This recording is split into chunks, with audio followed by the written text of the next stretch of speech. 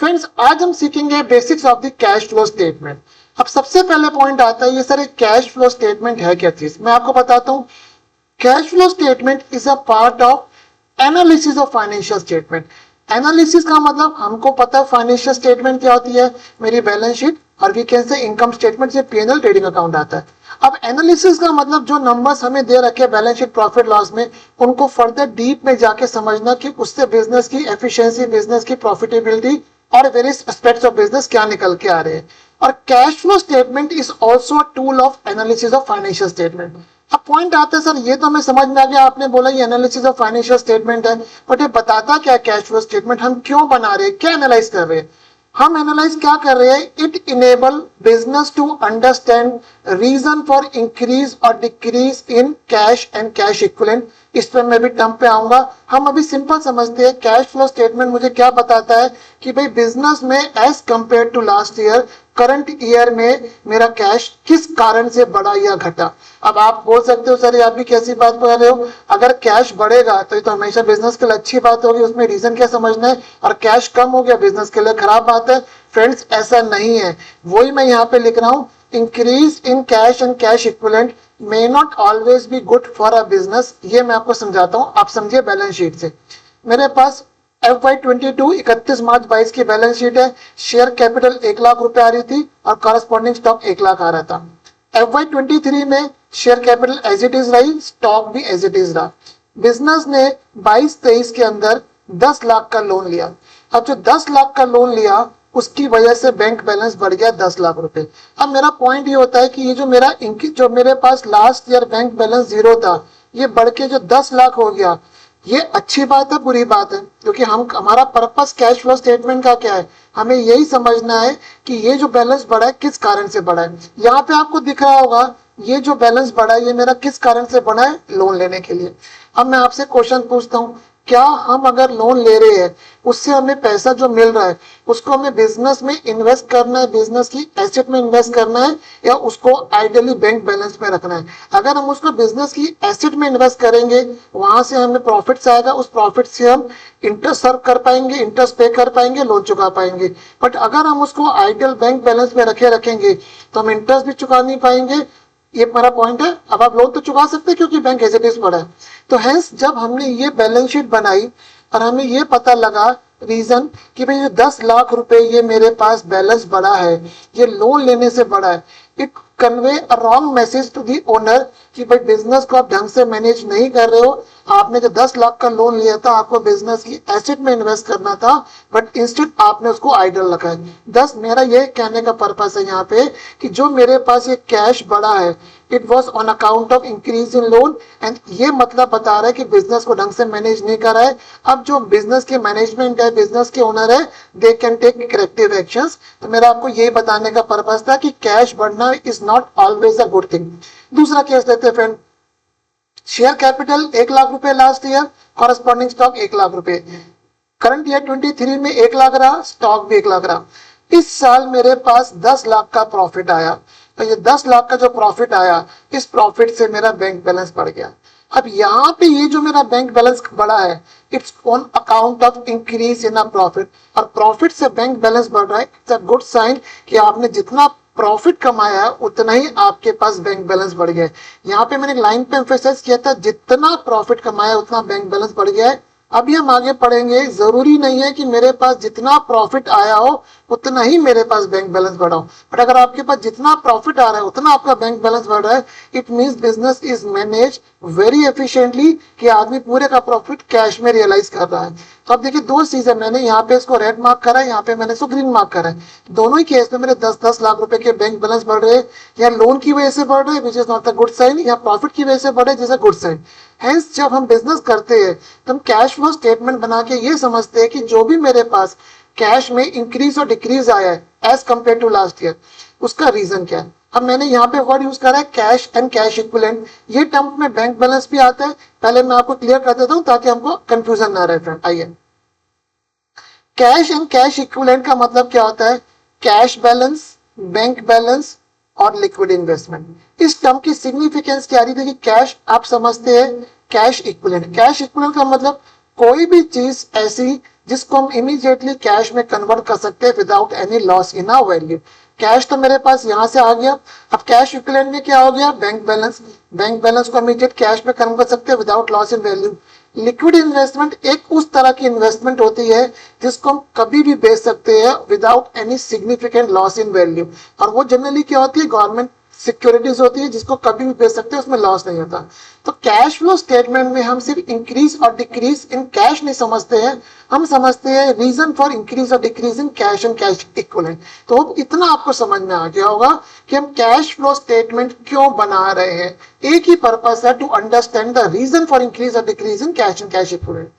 अब आते हैं कि कैश फ्लो स्टेटमेंट बनती कैसे फ्रेंड।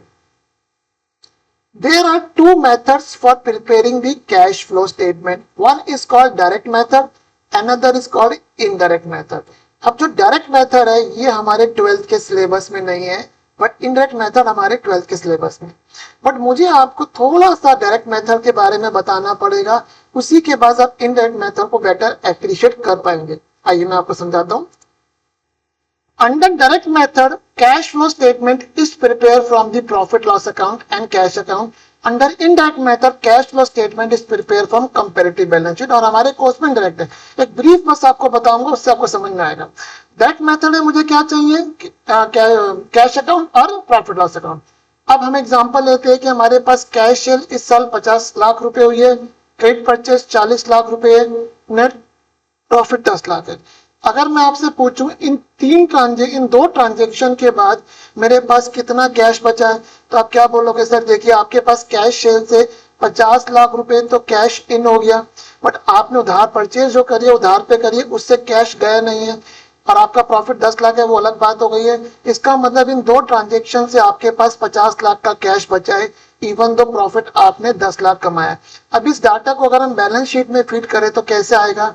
मेरे पास प्रॉफिट कितना है फ्रेंड, 10 लाख। मेरे पास हमने माना कि लास्ट ईयर में एवरीथिंग वाज 0-0, तो यहाँ पे मेरे पास प्रॉफिट कितना है दोस्त, 10 लाख रुपए प्रॉफिट आया, वो मैंने क्रेडिट साइड लाइबिलिटी साइड पे लिख दिया।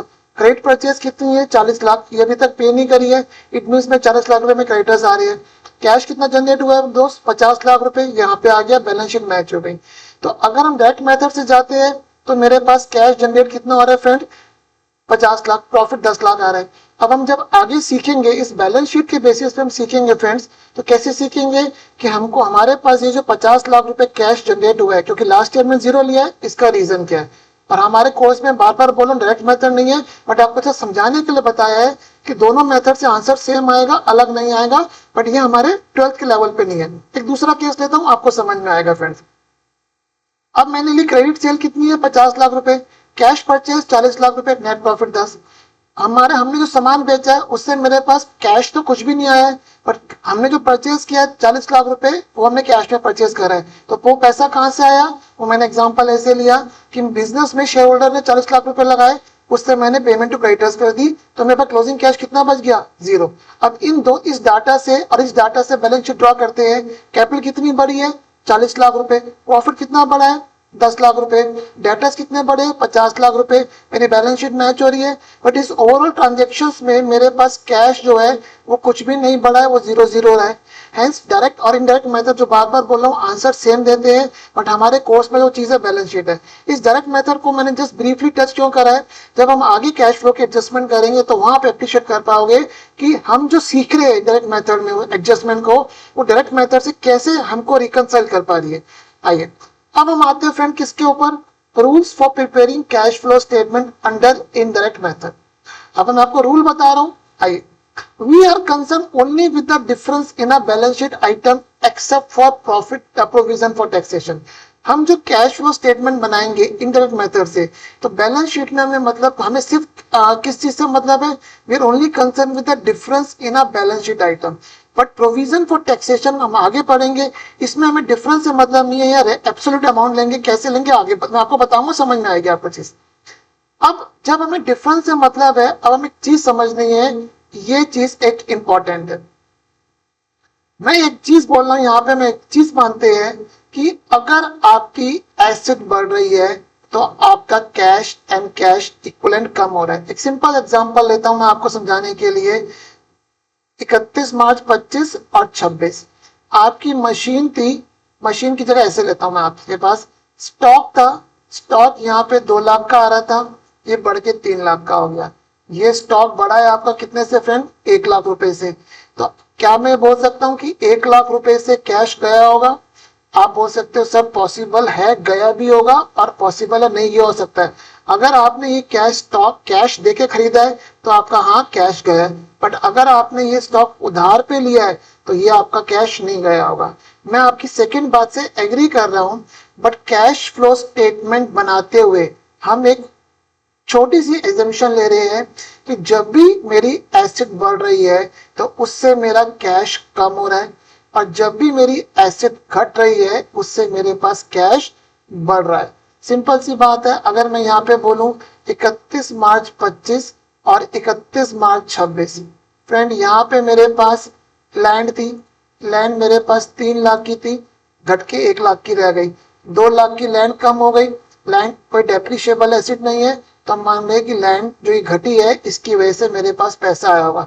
दूसरा एग्जांपल लेता हूँ फ्रेंड, डेटर्स थे 5 लाख रुपए के थे, ये 26 से फ्रेंड 4 लाख रुपए के रह गए।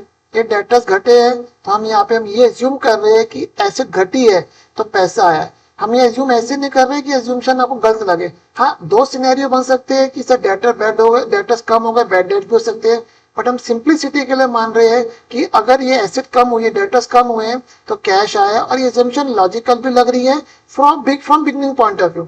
मैं आपको 12th में ये नहीं बताऊंगा हम ऐसा क्यों मान रहे हैं, ये सिर्फ चीजें मैं बच्चों को ये इंटर में समझाता हूँ। मैं यहाँ पे सिर्फ एक सिंपल चीज बता रहा हूँ कि अगर मेरे डेटर घटे तो मैं बोल रहा हूँ मेरे पास कैश बढ़ा है, जिसको आप डिनाई नहीं कर सकते कि सर ये तो आप हवा के एजम्पशन की बात कर रहे हैं। आप बोले सर ये है कि डेटर्स घटे तो देयर इज एवरी पॉसिबिलिटी कि मेरे पास कैश आया होगा। अनदर पॉसिबिलिटी बैड डेट से हम उसको रूल आउट कर रहे हैं अभी। तो हमें सिंपल से बना रहे हैं कि अगर मेरी एसेट बढ़ रही है इसका मतलब कैश एंड कैश इक्विवेलेंट कम हो रहा है, एसेट कम हो रही है तो मेरे पास कैश एंड कैश इक्विवेलेंट बढ़ रहा है। Similarly we come about the increase in the liability. अगर मेरी लायबिलिटी बढ़ रही है फ्रेंड, इसको मैं 1 मिनट के लिए क्लीन करता हूं मैं आपको। अब मैं लेता हूं 31/3/26, 31/3/25। अब मैंने फ्रेंड लोन 1 लाख रुपए से 3 लाख रुपए हो गया, ये लाइबिलिटी बढ़ी है, इसका मतलब लोन लिया है तो मेरे पास कैश आया होगा। इसकी दूसरी पॉसिबिलिटी क्या है, हो सकता है कोई आपने मशीन लियो कॉरेस्पॉन्डिंग लोन तो भी बढ़ा हो, उसमें कैश नहीं भी आया हो। बट अगेन मैं यहाँ पे सिंपल सा रूल क्या बना रहा हूँ, आप बता रहा हूँ आपको, जिससे आपको कैश फ्लो स्टेटमेंट बनाने में मदद मिलेगी कि अगर मेरी लाइबिलिटी बढ़ रही है, हम मान रहे हैं मेरे पास कैश एंड कैश इक्विवेलेंट आ रहा है, लाइबिलिटी घट रही है, कैश एंड कैश इक्विवेलेंट आ रहा है, तो सिंपल एसेट बढ़ रही है तो कैश माइनस हो रहा है, एसेट घट रही है कैश प्लस हो रहा है, लाइबिलिटी बढ़ रही है कैश प्लस हो रहा है, लाइबिलिटी माइनस हो रही है कैश घट रहा है। तो ये जो चीज मैंने बताई है लॉजिकल है, बट इसमें सेकंड अप्रोच भी पॉसिबल है, हम सेकंड अप्रोच को रूल आउट कर रहे हैं। तो ये चीज आपको पहले समझ में आ गई। अब हम किस चीज पे आ रहे हैं, हमने ऊपर पढ़ा था कि हम कैश फ्लो स्टेटमेंट क्यों बना रहे हैं, to understand the reason for increase और decrease in cash and cash equivalent. अब यहाँ पे रीजन के लिए हमने क्या करा है कि रीजन कई सारे हो सकते हैं, बट हम जो फाइनेंशियल स्टेटमेंट बना रहे हैं एक एक्सटर्नल पार्टी के लिए बना रहे हैं, उस फाइनेंशियल स्टेटमेंट का एनालिसिस कैश फ्लो स्टेटमेंट भी एक्सटर्नल पार्टी के लिए बना रहे हैं। तो हमने क्या करा है, हम लोगों ने कैश फ्लो स्टेटमेंट में जितने भी रीजन है उसको 3 कैटेगरी में कैटेगराइज करा है, cash from operating activity, investing activity, financing activity. हमारे सीए इंस्टीट्यूट ने अकाउंटिंग स्टैंडर्ड इशू करा हुआ है, अकाउंटिंग स्टैंडर्ड 3, वहां पे उन्होंने गाइडेंस दिया how to make cash flow statement under indirect method. उस केस में हम जितनी भी हमारी एक्टिविटीज है बिजनेस की, उस एक्टिविटीज को हम 3 कैटेगरी में कैटेगराइज कर रहे हैं, operating, investing and the financing activity. Friend अब हम यहाँ कैश फ्लो स्टेटमेंट बना किससे रहे हैं, हम यहाँ कैश फ्लो स्टेटमेंट बना रहे हैं बैलेंस शीट से। इसका मतलब मुझे बैलेंस शीट के आइटम्स को 3 कैटेगरी में कैटेगराइज करना है फ्रेंड। तो मैंने क्या रूल बनाया, अब पहला देखिए क्या नाम आ रहा है, ऑपरेटिंग एक्टिविटी। मैं आपको ऐसे बताता हूँ, देखिए बैलेंस शीट में एक मिनट को रब करता हूँ, बैलेंस शीट में इधर आ गई शेयर कैपिटल, इधर आ गया रिजर्व एंड सरप्लस, इधर आ गया नॉन करंट लाइबिलिटी, या बैलेंस शीट में पढ़ चुके हो एनालिसिस ऑफ फाइनेंशियल स्टेटमेंट के पहले चैप्टर में, इधर करंट लाइबिलिटी, इधर नॉन करंट एसेट आ गया फ्रेंड, इधर करंट एसेट्स आ गया। अब सिंपल चीज समझते हैं, operating activity, cash from operating activity. Operating activity का मतलब जो मेरे ऑपरेशन से क्या निकल के आ रहा है। तो रिजर्व एंड सरप्लस में क्या चीज आती है broadly friend, profit and loss account.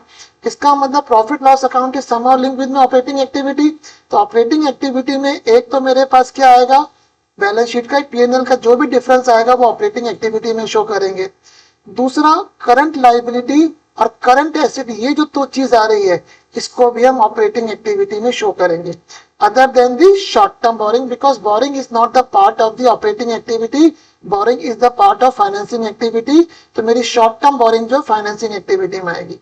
Friend मैं आपको बार बार बोल रहा हूँ, मैं आपको यहाँ पे उसका रीजन नहीं दे रहा हूँ, ये मेरा एक्सपीरियंस अभी तक ये रहा है। एक ऑर्डिनरी बच्चे के लिए अभी ये रीजन समझ में नहीं आता कि सर हम करंट एसेट और करंट लाइबिलिटी को ऑपरेटिंग एक्टिविटी में क्यों दिखा रहे। मेरा पढ़ाने की अप्रोच है, मैं कुछ भी रटवाता नहीं हूँ, बट बीइंग अ बिगिनर क्योंकि वीडियो बना रहा हूँ, हम we are not on offline classes. Offline classes में तो बच्चों को समझा भी देता हूँ, समझ में आ जाता है, बट मैं अपने वीडियो में उसका रीजन नहीं दे रहा हूँ कि करंट एसेट करंट लाइबिलिटी को हम कैश फ्रॉम ऑपरेटिंग एक्टिविटी में क्यों ले रहे। अभी हम कैश बनाना सीख लेंगे, अगर किसी बच्चे का डाउट है मुझे डीएम कर सकता है तो मैं उसको अलग से एक बार समझा सकता हूँ, बट मैं यहाँ पे वीडियो में उसको टेकअप नहीं कर रहा हूँ। तो कैश फ्रॉम ऑपरेटिंग एक्टिविटी में बैलेंस शीट के 3 आइटम आएंगे, रिजर्व एंड सरप्लस में profit loss account, current asset और करंट लाइबिलिटी। अब आता है फ्रेंड नेक्स्ट एक्टिविटी क्या आ रही है, इन्वेस्टिंग एक्टिविटी। इन्वेस्टिंग एक्टिविटी का मतलब हमने फंड्स को कहाँ इन्वेस्ट कर दिया, और इन्वेस्टिंग एक्टिविटी के लिए मुझे क्या देखनी है, बैलेंस शीट की एसेट साइड। करंट एसेट्स को हम ऑपरेटिंग में ले गए, हेंस इन्वेस्टिंग एक्टिविटी में हम लोग क्या देखेंगे, सिर्फ difference in non current assets. अब आ रहा है फाइनेंसिंग एक्टिविटी। बिजनेस में फाइनेंस कहाँ से आता है, उसके लिए हम क्या चीज देखते हैं फ्रेंड्स, लाइबिलिटी साइड। बिजनेस में फाइनेंस कहाँ से आ रहा है, शेयर कैपिटल से आ रहा है, और नॉन करंट लाइबिलिटी से आ रहा है, शॉर्ट टर्म बोरिंग से आ रहा है जो करंट लाइबिलिटी का पार्ट होता है। तो फाइनेंसिंग एक्टिविटी में शेयर कैपिटल आएगा और नॉन करंट लाइबिलिटी आएगा। तो पूरी बैलेंस शीट को हमने 3 कैटेगरी में कैटेगराइज कर दिया, operating, investing and financing activity. आइए फ्रेंड एग्जांपल लेता हूं, उससे आपको समझ में आएगा। अब एक चीज आपको और बताना चाहता हूं कि इन 3 एक्टिविटी में, जो मेरी 3 एक्टिविटी है फ्रेंड, 3 एक्टिविटी में मेरे अकाउंटिंग स्टैंडर्ड 3 जो सी इंस्टीट्यूट ने इशू करा हुआ है, अकाउंटिंग स्टैंडर्ड 3 ने सीएफओ, इसको हम शॉर्ट में बोलेंगे फ्रेंड सीएफओ, इसको बोलेंगे सीएफआई, इसको बोलेंगे सीएफएफ। तो सीएफओ में अकाउंटिंग स्टैंडर्ड 3 ने प्रिस्क्राइब फॉर्मेट दिया है, उस फॉर्मेट में बनाना होता है, और दोनों बाकी रेस्ट ऑफ द एक्टिविटी में कोई प्रिस्क्राइब फॉर्मेट नहीं है, तो उसके अंदर कोई हम बना सकते हैं। मैं अभी आपको जो कॉन्सेप्ट समझा रहा हूँ, मैं अभी जो एग्जांपल जो अपने जितना डिस्कस करा है उसमें फॉर्मेट में नहीं जा रहा हूँ, अभी विदाउट फॉर्मेट समझा रहा हूँ कि आपको समझ में आ जाए कि सिंपल टर्म्स में कि सर कैश फ्लो स्टेटमेंट चीज है क्या। देखिए अब मैं आपको बताता हूँ।